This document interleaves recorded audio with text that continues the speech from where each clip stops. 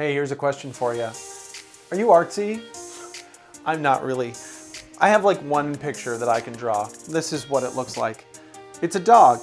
It starts with a person, and then that person got caught in the rain. Some of you know this one.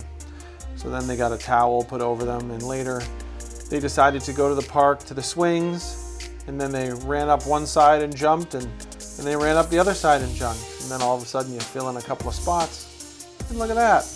I've got a picture of a dog.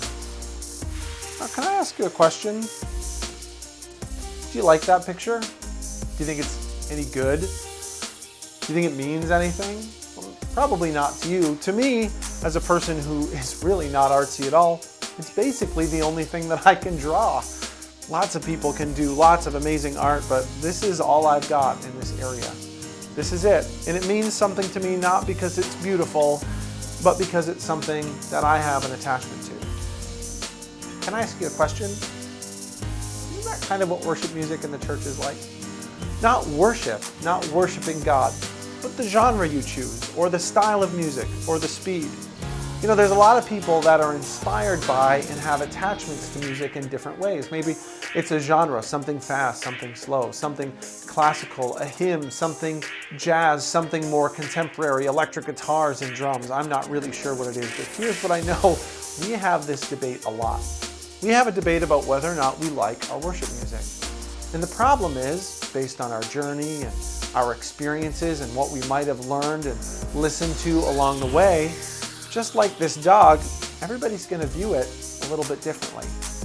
But we put a lot of emphasis on this conversation, don't we? We have this conversation all the time. Is it good enough? Should we change it? I like this. Do we need to get with the times? But here's something that I want you to think about the next time you have this conversation about whether or not you like your worship music. Does 15 minutes in a service that you run once a week, probably performed by amateurs, is that really what we should be focusing on when we're trying to draw people into a church? Is that what you stay for?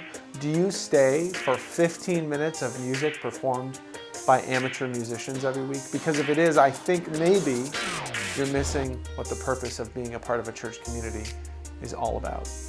So the next time you have a debate around your board table or your staff team about whether or not we like our worship music, you can still have it. It's still an important conversation to have.